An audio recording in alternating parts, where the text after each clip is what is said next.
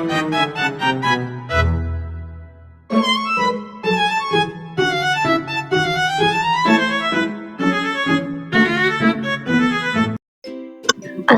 warahmatullahi wabarakatuh. Perkenalkan, nama saya Faza Nailah dengan NRP 15/2024-163. Di sini dari kelompok 2 akan menjelaskan tentang masing-masing user persona, journey map, Figma, dan prototype mesh dari hasil yang telah kami buat.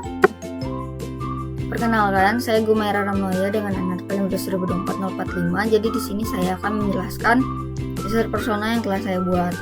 Nah, di sini tuh ada Japutri, seorang mahasiswi DKV berusia 21 tahun, berdomisili di Priok. Nah, Japutri ini tuh mahasiswa DKV tingkat akhir yang sedang fokus menyelesaikan tugas akhir berupa proyek desain visual branding. Japutri juga sering mengerjakan tugas kuliah di luar kampus, misalnya di kafe atau coworking space. Ia juga senang mengunjungi foto booth untuk mengoleksi foto-foto unik sebagai dokumentasi kegiatan dan ekspresi kreatifnya. Nah, untuk goalsnya ini, ia ingin memiliki aplikasi yang mudah digunakan dan cepat, mengabdikan momen dengan cepat dan menyenangkan, bisa menambahkan efek atau filter kreatif untuk hasil yang menarik, bisa menyimpan foto dengan kualitas tinggi dan rapi, dan yang terakhir dapat berbagi foto langsung ke media sosial atau menyimpannya di galeri. Untuk frustrations-nya, tampilan aplikasi yang berantakan dan membingungkan, hasil foto yang kurang natural atau terlalu diproses, atau filternya yang berlebihan. Selanjutnya, loading lama dan fitur tidak responsif, terlalu banyak langkah untuk ambil atau menyimpan foto, dan yang terakhir banyak iklan. Untuk teknologinya, ia mahir dalam menggunakan kamera, mobile apps, navigasi dan menu, menghilangkan iklan.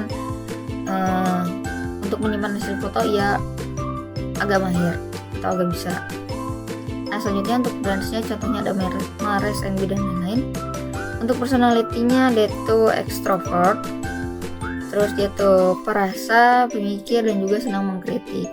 Nah, sekian untuk user persona yang telah saya buat.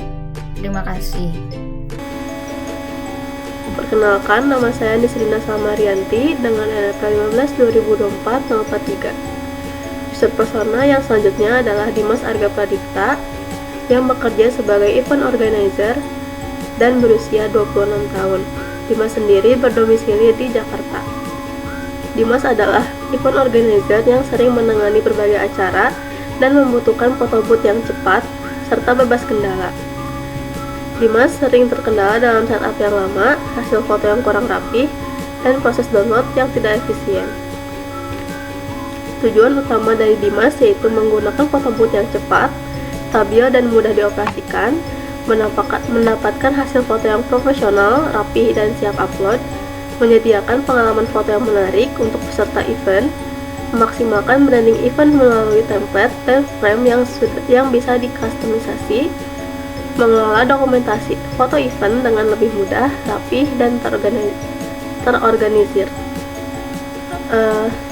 Tetapi Dimas sendiri memiliki kendala atau frustration-nya sendiri, yaitu aplikasi foto booth yang sering lag atau loading lama, template yang ribet atau kurang fleksibel untuk branding event, proses upload atau download foto yang membingungkan peserta, setup foto yang memakan waktu yang lama dan tidak praktis. Adapun teknologi yang Dimas kuasai yaitu basic troubleshooting yaitu 5/5, template dan layout adjustment 3/5, social media operation 5/5, dan event equipment handling 4/5. Brands yang sering Dimas gunakan yaitu Canon, Uniqlo, Adidas, dan Apple. Untuk kepribadian, Dimas sendiri cenderung seimbang antara introvert dan extrovert, cukup analis, rasional, dan fokus pada hasil. Untuk selanjutnya, di sini ada user persona dari Pamhani sebagai UI/UX designer. Di sini, Hani adalah kreator muda yang membuat aplikasi foto booth sederhana dengan fokus pada tampilan estetik dan penggunaan yang mudah. Ia juga suka bereksperimen dengan filter dan desain visual untuk membuat pengalaman foto yang lebih seru dan cepat. Di sini, goals-nya itu meningkatkan kualitas aplikasi foto booth dengan fitur yang lebih stabil, cepat, dan mudah digunakan. Lalu menciptakan pengalaman foto yang fun dan estetik, cocok untuk anak muda zaman sekarang, dan acara-acara casual. Terus yang terakhir, mengembangkan aplikasi menjadi produk layak dijual, baik untuk event, bisnis kecil, ataupun pengguna pribadi. Di sini, workstation dari PampHoney, kesulitan teknis seperti bug kecil, proses rendering foto yang lambat atau filter yang tidak bekerja dengan sempurna, kurangnya pengalaman coding sehingga butuh waktu yang lama untuk memahami error atau membuat fitur tertentu. Ini untuk personality-nya, ada extrovert ke introvert, sensing, intuition, thinking, feeling, judging ke perceiving. Untuk teknologinya ada UX design ada 4 bintang, basic debugging ada 2 bintang, logic fitur kamera ada 3 bintang, kamera efek ada 4 bintang, dan visual design ada 4 bintang. PampHoney berdomisili di Bandung. Ini untuk suratnya. Ini sekian. Nah, baik, selanjutnya saya akan menjelaskan penjelasan singkat tentang user persona yang dimiliki oleh Juliana Silva. Nah, user persona pada aplikasi Snapso, Juliana Silva. Juliana Silva adalah seorang UI designer berusia 20 tahun yang bekerja secara remote. Dia merupakan pengguna yang terbiasa dengan teknologi dan memiliki ekspektasi tinggi terhadap tampilan, kenyamanan, dan kemudahan penggunaan aplikasi. Juliana memiliki tujuan untuk menggunakan aplikasi yang sederhana, estetis, dan efisien, serta mendukung pengalaman yang personal. Namun, dia sering merasa frustasi dengan aplikasi yang tampilannya berantakan, terlalu banyak langkah, loading lama, dan dipenuhi spam. Oleh karena itu, Snapso dirancang dengan fokus pada desain yang menenangkan, aplikasi yang jelas, dan interaksi yang sederhana agar sesuai dengan kebutuhan dan karakter pengguna seperti Juliana. Untuk user personanya sudah saya tampilkan di belakang saya. Untuk user persona Juliana Silva. Nama saya Nurifah Misbiasti dengan NPWP 15/2024/98. Selanjutnya ada user persona Luna Lovegood. Dia adalah seorang mahasiswa ekonomi yang berusia 20 tahun yang berdomisili di Batam. Jadi Luna ini seorang mahasiswa yang santai, kreatif, dan suka coba-coba hal baru.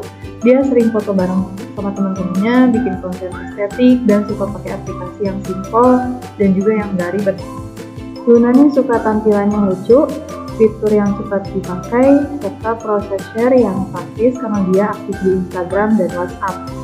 Untuk Luna sendiri, aplikasi foto itu harus bisa bikin foto bagus katanya dalam waktu singkat tanpa banyak pengaturan. Untuk goals-nya sendiri, Luna menginginkan aplikasi foto yang simple, cepat, dan langsung jadi tanpa banyak edit.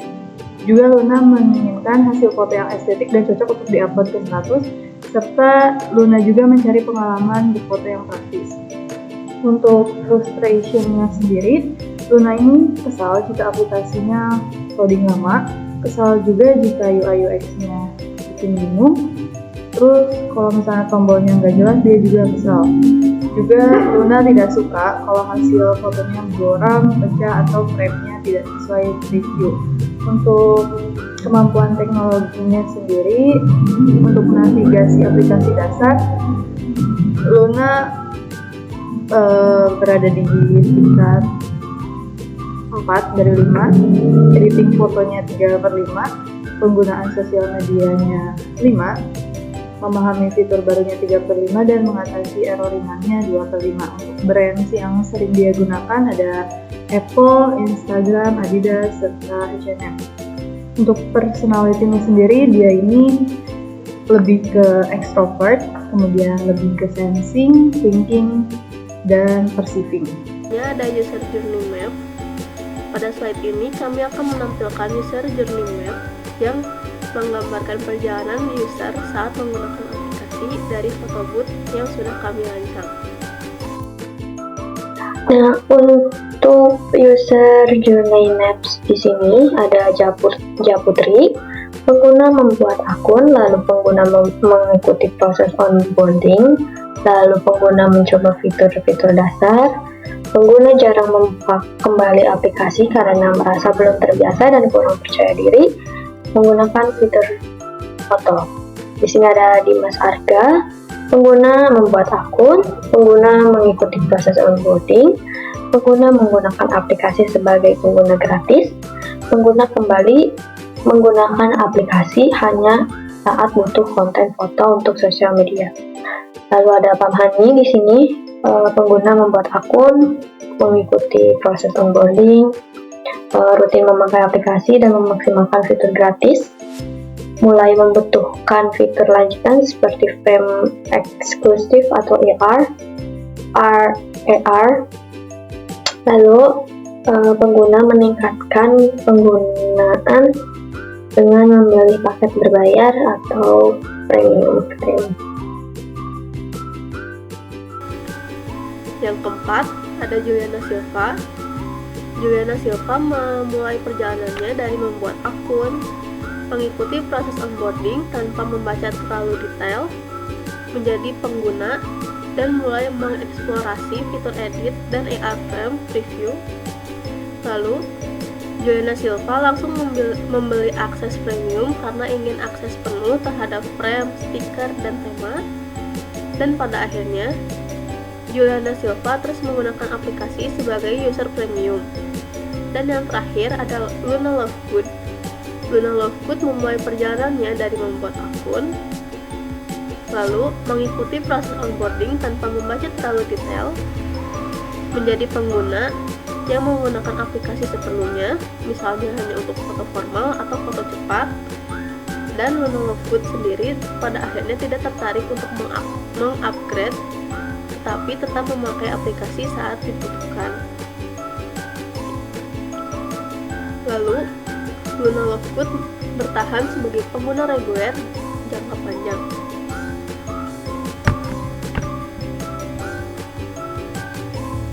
Kesimpulannya, dari user journey map sendiri yaitu ada beberapa pengguna seperti Japutri dan Luna Lovegood yang berhenti di tahap pengguna gratis karena merasa penjelasan fitur yang kurang jelas atau masih kurang mengerti tentang aplikasi tersebut.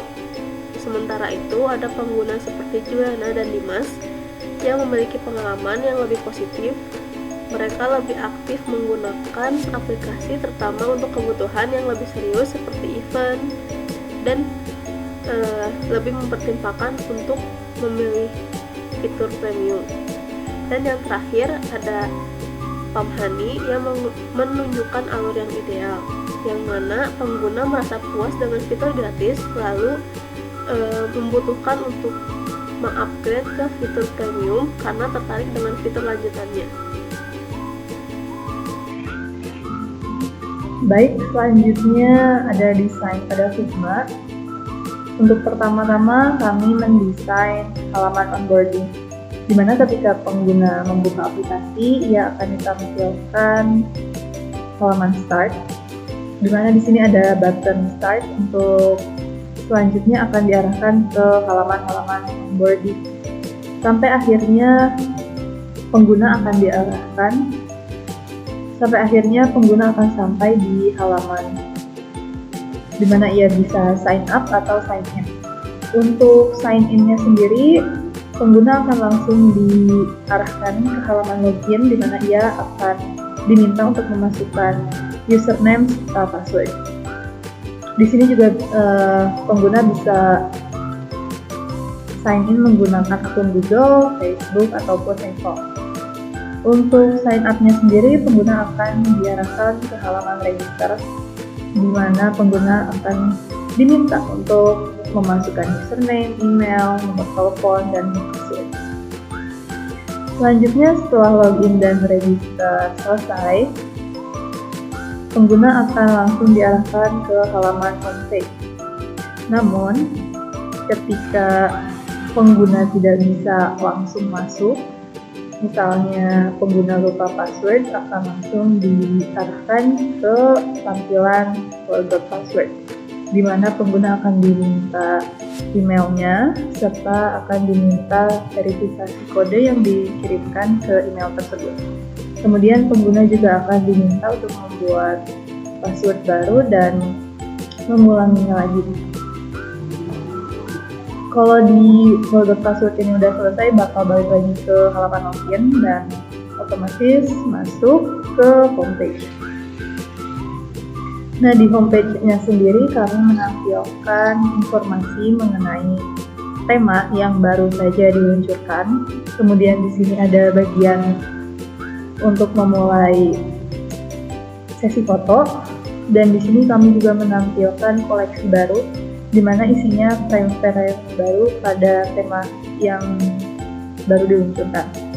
Untuk navigasinya sendiri di sini ada homepage, ada ini tuh gallery page sama profile.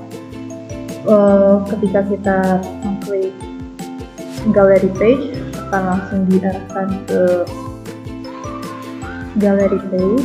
Di sini misalnya foto-foto yang udah diambil. Baik, selanjutnya ada yang profile page. Profile page akan diarahkan ke sini ketika diklik. Di profile page sendiri kita bisa edit profile. Kita bisa go to settings, go to favorites, location, change password, help and support serta logout.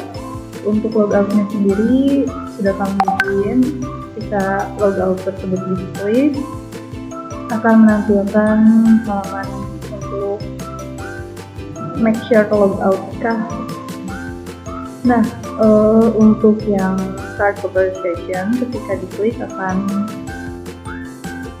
berpindah ke scene start conversation, di mana yang pertama-tama kita akan diminta untuk memilih foto layout. Untuk layoutnya sendiri ada layout A sampai layout G. Kemudian setelah memilih layout, kita akan memilih tema. Temanya di sini baru ada tema basic, vintage, dan standar besi.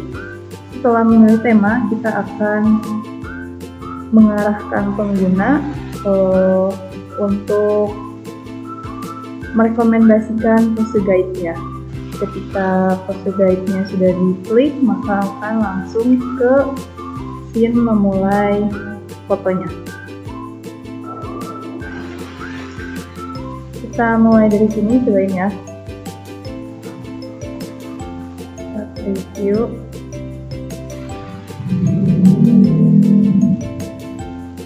Udah muncul ya. Kita cobain start photo session. Kita pilih layout, misalnya layout A. Kita pilih tema under visi yang pertama. Kita misalnya pilih photo guide yang pertama juga. Nah, untuk memulai foto sessionnya, kita klik aja tombol bulat ini, dan nanti akan masuk ke mundur otomatis.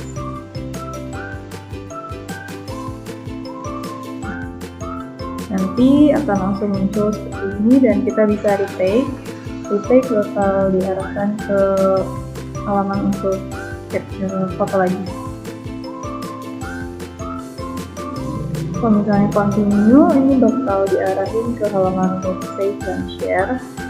Untuk save kita bisa klik tombol ini, dan untuk share kita bisa klik tombol ini. Untuk share-nya sendiri bisa ke WhatsApp, Telegram, Instagram, dan TikTok. Dan ketika selesai kita klik start. Begitu. Assalamualaikum warahmatullahi wabarakatuh. Perkenalkan, nama saya Muhammad Rizky Kriswanto dengan NRP 152204133. Di sini saya akan menjelaskan tentang prototype dari aplikasi Snapshot ini. Nah, untuk tampilan awal ini ada tampilan start. Nah, jika kita klik atau kita tekan, maka akan masuk ke tampilan perkenalan ataupun landing page dari aplikasi ini, dan di beberapa slide ini menjelaskan beberapa fitur-fitur yang dimiliki oleh aplikasi Snapshot ini.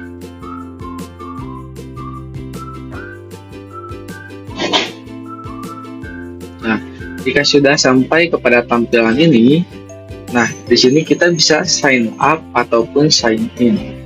Nah, keduanya itu terhubung langsung ke frame login. Nah, di sini terdapat login. Di sini kita mengharuskan memasukkan username dengan password. Dan di sini juga kita bisa mendaftarkan dulu akun jika kita tidak memiliki akun. Nah, lalu setelah kita login, maka terdapat tampilan dashboard yang terdiri dari profile, terus start photo session, dan beberapa frame yang ditampilkan.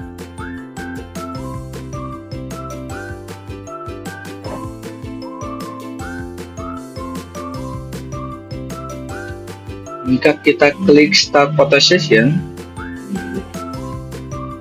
maka kita akan masuk ke tampilan. Kita bisa memilih beberapa layout, mau 1, 2, 3, dan sebagainya. Nah, setelah kita memilih, kita diarahkan masuk ke tema. Kita bisa memilih beberapa tema yang sudah disediakan oleh aplikasi ini. Ada tema Under the Sea, Vintage, dan Beach. Nah, setelah kita memilih tema, ada post guide, yaitu ada portrait, cover, ada juga strip marker. Nah, setelah kita memilih beberapa, kita setelah memilih theme lalu post guide-nya, nah kita langsung masuk ke tampilan kameranya. Nah, di sini itu mulai sesi foto. Dan untuk memulai sesi foto kita tekan syarat ini.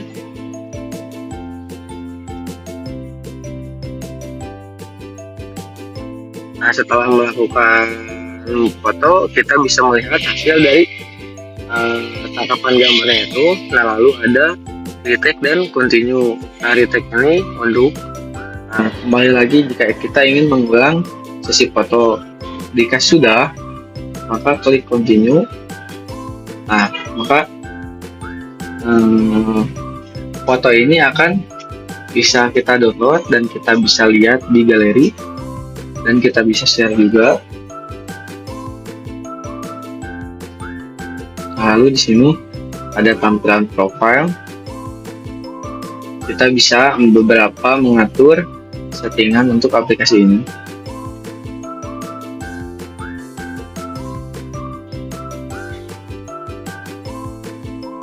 Mungkin cukup sekian penjelasan prototype yang singkat dari saya.